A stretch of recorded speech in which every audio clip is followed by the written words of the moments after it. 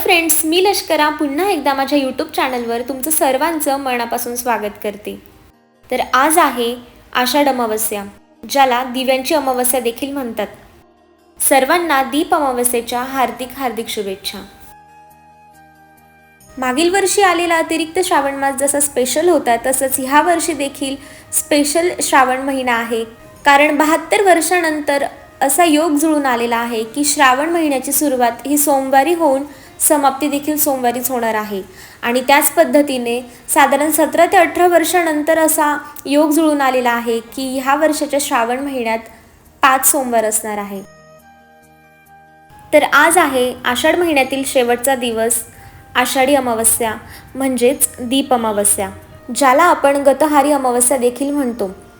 आता कालांतराने गतहारीचे गटारी झाले ते वेगळेच. माझी सकाळची सर्व दिनचर्या आटपून मी सर्वप्रथम गॅसची पूजा करून घेतली. पूर्वीपासूनच चुलीची पूजा केली जात, परंतु आता गॅसने देखील चुलीचे रूपांतर घेतले आहे. त्यामुळे सर्वप्रथम मी गॅसची पूजा करून घेतली, कारण गॅस आणि किचन ओटा ही अशी जागा आहे जिथे सदैव अन्नपूर्णा देवीचा वास असतो. आता माझी सकाळची सुरुवात होत आहे ती चहाने, आणि इथे मी दूध तापवायला ठेवून घेतलेलं आहे. सकाळची सुरुवात जर माझी चहाने झाली नाही तर माझा दिवस पूर्ण खराब जातो असं मला वाटतं, आणि हे चुकीचं आहे हेही देखील माहिती आहे. पण लहानपणापासून मला अतिशय चहा म्हणजे माझा खूप प्रिय आहे. त्यामुळे अर्धा कप का होईना चहा घेतल्याशिवाय मला फ्रेश वाटत नाही. सो एका साईडला दूध तापतंय आणि एका साईडला चहा उकळतोय. आणि या इथे रेडी आहे माझा चहा. सध्या पुण्यात खूप प्रचंड पावसाचं प्रमाण आहे, आणि अशा सुंदरशा पावसाच्या वातावरणात हा गरमागरम वाफळता गवती चहा आणि आलं टाकून केलेला हा चहा. तर नैवेद्यासाठी मी या इथे गूळ पाण्यात वितळवून घेतलेला आहे, आणि यापासून काय बनवणार आहे ते मी लवकरच शेअर करते. आणि बघू शकता की खूप प्रचंड पाऊस आहे. जरी तो कॅमेऱ्यात दिसत नसला तर प्रत्यक्षात मात्र खूप जोराचा पाऊस आहे. सण वार व्रत वैकल्य आल्यानंतर हे रुटीन माझं चेंज होत असतं. काही गोष्टींची नैवेद्याची पूर्वतयारी करून ठेवावी लागते. आता जसं की आज दीप अमावस्या आहे, ज्याचे दिवे मी आदल्याच दिवशी धुवून स्वच्छ करून ठेवलेले होते, कारण ऐन वेळेवरती धावपळ होत नाही. आणि आता मी घर साफसफाई करायला घेतलेलं आहे. हे तर नॉर्मली मॉर्निंग रुटीनमध्ये माझं असतंच. आणि त्याच पद्धतीने पूर्ण जो आमचा फ्लॅट आहे, आमचा टोटल 1 BHK रेंटेड अपार्टमेंट आहे, ज्याचं मी क्लिनिंग आदल्याच दिवशी म्हणजे शनिवारीच करून ठेवलं होतं. बाल्कनी किंवा घरातील जाळं जुळूप असेल ते सर्व मी क्लीन करून आणि फरशी देखील पुसून ठेवली होती. त्यामुळे मला रविवारी म्हणजे आजच्या दिवशी जास्त लोड आला नाही.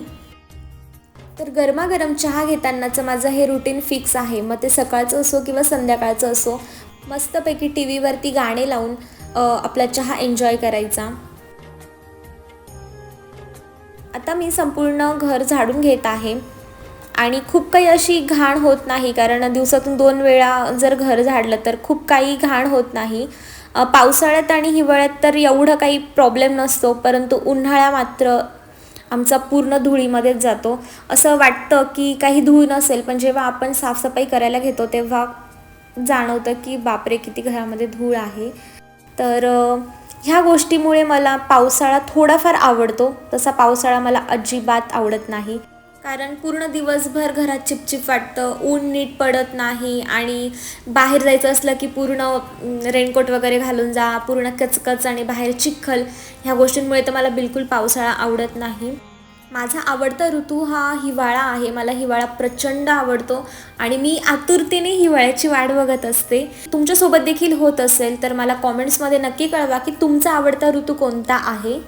आणि मला रिसेंटलीच कोणीतरी बोललं की ऋतू आवडणं हे आपल्या जन्मावर डिपेंड आहे. म्हणजे तुमचा जन्म कोणत्या महिन्यात झाला आहे आणि तो महिना कोणत्या ऋतूत येतो त्यानुसार तुम्हाला तो ऋतू आवडतो. म्हणजे जर कोणी पावसाळ्यात जन्माला आला असेल तर त्याला बाय डिफॉल्ट पावसाळा आवडतो, किंवा कोणी हिवाळ्यात जन्माला आलं असेल तर त्याला हिवाळा आवडतो.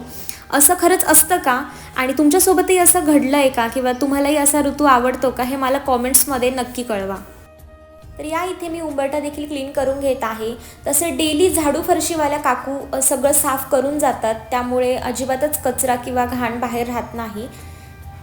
आणि यानंतर मी इथे करत आहे चंदन आणि हळदीचं लेपन. तर ही गोष्ट जी आहे मी अगदी लहानपणापासून बघत आलेली आहे. माझी मम्मी प्रत्येक सणवारांना त्याच पद्धतीने अमावस्येला, पौर्णिमेला हे हळदी चंदनाचं लेपन घरी करते. त्यामुळे ही गोष्ट न चुकता मी आवर्जून फॉलो करण्याचा प्रयत्न करते आणि खरंच खूप फ्रेश वाटतं. जर तुम्ही करत नसाल तर नक्की ट्राय करून बघा. घराच्या उंबरठ्यावर हळदी चंदनाचं लेपन करा. तर यामागील मी एक छोटीशी माहिती तुमच्यासोबत शेअर करते की जेव्हा आपण घर बांधतो आणि घराच्या दरवाजाची चौकट मांडण्याची वेळ येते तेव्हा आपण एक छोटासा पूजाविधी करतो. चौकटीची पूजा केली जाते. तर ही का केली जाते? कारण जो आपला उंबरठा आहे त्या उंबरठ्यावरतीच आपले जे 33 कोटी देवदेवता आहे त्यांचा वास असतो. आणि हे हळदी चंदनाचं लेपन कसं बनवायचं किंवा कसं करायचं हे जर तुम्हाला माहिती करून घ्यायचं असेल किंवा जाणून घ्यायचं असेल तर मला कॉमेंट्समध्ये नक्की सांगा. तर मी ह्यावरही व्हिडिओ बनवण्याचा प्रयत्न करेन.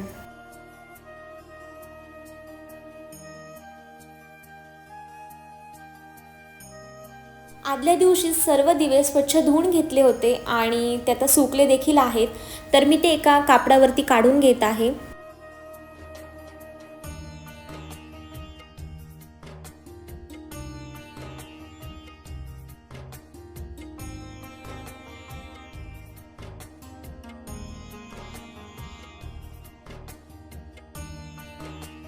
तर घरातील जी धुणं भांड्याची कामं आहेत ती सर्व आटपली आहेत आणि जी भांडी सुकलेली आहेत ती मी लगेच लावून घेत आहे, कारण मला लगेचच नैवेद्याची तयारी करायची आहे.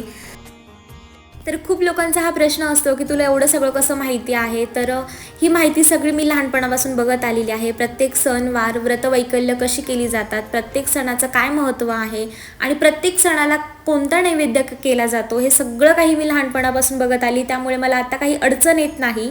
आणि जरीही काही अडचण आली, काही अडलं तर मी लगेच माझ्या आईला फोन करते आणि आईने कदाचित फोन नाही उचलला तर माझी मावशी आवर्जून फोन करते किंवा फोनवर ती मला सगळं काही डिटेलमध्ये सांगते. तर माझी मम्मी आणि माझी मावशी ह्या दोन अशा व्यक्ती आहे की ज्यांच्यामुळे मला कधीच कोणत्या सणवारांच्या माहितीबद्दल अडचण भासत नाही. तर या इथे मी गुलगुले तळायला सुरुवात केलेली आहे. तर ह्या रेसिपीला तुमच्याकडे कदाचित दुसरंही नाव असू शकतं. तर मी जे सुरुवातीला तुम्हाला गुळाचं पाणी दाखवलेलं होतं, गुळ क्रश करून आणि तो पाण्यात भिजत घालून त्याचं एक सिरप बनवलेलं होतं. तर त्या सिरपमध्ये गव्हाचं पीठ, रवा आणि काही इन्ग्रेडियंट्स टाकून हे पीठ बनवून त्याचे भजे तळले जातात. त्याला गुलगुले म्हणतात. तुमच्याकडे गुलगुल्यांना काय म्हणतात हे मला नक्की सांगा, पण आमच्याकडे मात्र गुलगुलेच म्हणतात. तर ही गोड भजी जी असतात ती आषाढी अमावस्येला तळले जातात आणि त्याच पद्धतीने बेसनाचा जो चिला असतो, ज्याला बेसनाचा पोळा देखील म्हणतात, तो देखील केला जातो. तर हा नैवेद्य देवांना आषाढी अमावस्येला दाखवला जातो, दीप अमावस्येला दाखवला जातो. आणि हे गुलगुले मला प्रचंड आवडतात. आणि तुमच्याकडे देखील आखाड तळतात का? तसं तर सर्वीकडेच तळतात, पण माझा ह्या वर्षीचा आखाड तळायचा बाकी होता, त्यामुळे मग मी हे गुलगुले करून आखाडही तळून घेतलेला आहे.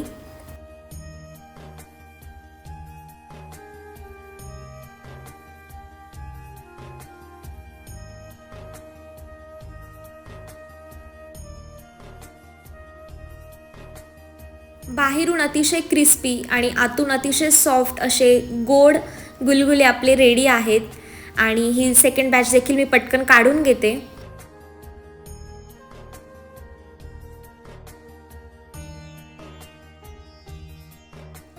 तर या इथे माझी देवपूजा संपन्न झालेली आहे आणि त्याच पद्धतीने दीपपूजनाची देखील तयारी पूर्ण झालेली आहे. तर या इथे मी समईला देवीचं रूप दिलेलं आहे. तर तुम्हाला कसं वाटलं मला नक्की सांगा. आपल्या हिंदू धर्मातील प्रत्येक सणामागे जसे शास्त्रीय कारणं आहेत तसेच पौराणिक कथा देखील आहेत. दीपपूजनाची पौराणिक कथा अशी सांगितली जाते की तामिळ देशाच्या पशुपती शेट्टी नावाच्या श्रेष्ठीला विणीत व गौरी अशा 2 मुलं होती. लहानपणीच दोघांनी असं ठरवलं की गौरीला ज्या मुली होतील त्या तिने विणीतच्या मुलांना द्याव्या. पुढे गौरीला 3 मुली व विणीतला 3 मुलं झाली. गौरीच्या धाकट्या मुलीचे नाव सगुणा होते. गौरीच्या घरात लक्ष्मी नांदत होती, परंतु विणीचे दैव फिरल्याने तो दरिद्री झाला. भाऊ गरीब झालेला पाहून ती वचन विसरली व पहिल्या मुलींचे लग्न श्रीमंतीच्या घरात केली.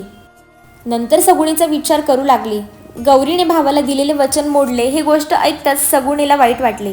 तिने विणीतच्या धाकट्या मुलाशी लग्न करायचे ठरवले. गौरी तिच्यावर संतापली, परंतु हे का सोडला नाही. लग्न होऊन ती विणीतच्या घरी आली.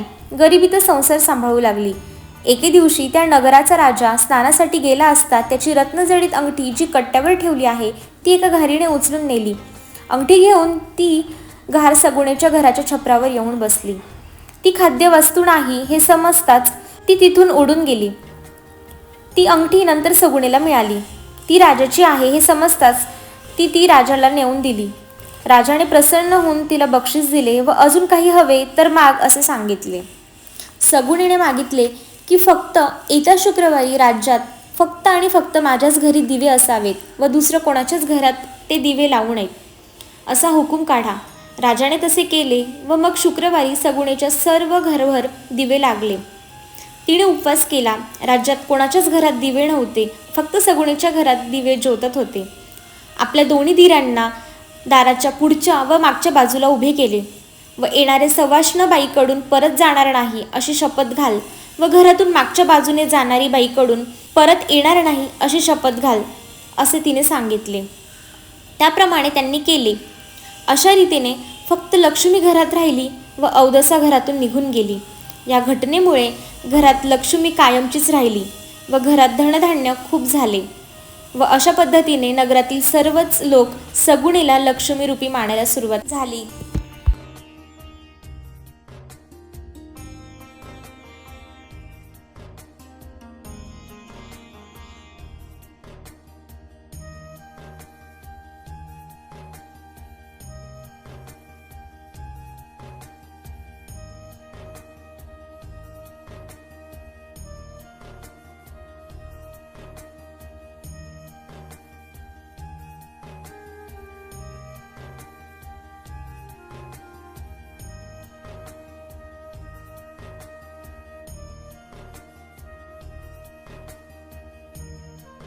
तर आजचा व्हिडिओ तुम्हाला कसा वाटला हे कॉमेंट्समध्ये नक्की कळवा. व्हिडिओ आवडला तर व्हिडिओला लाईक, शेअर आणि चॅनलला सबस्क्राईब करायला विसरू नका.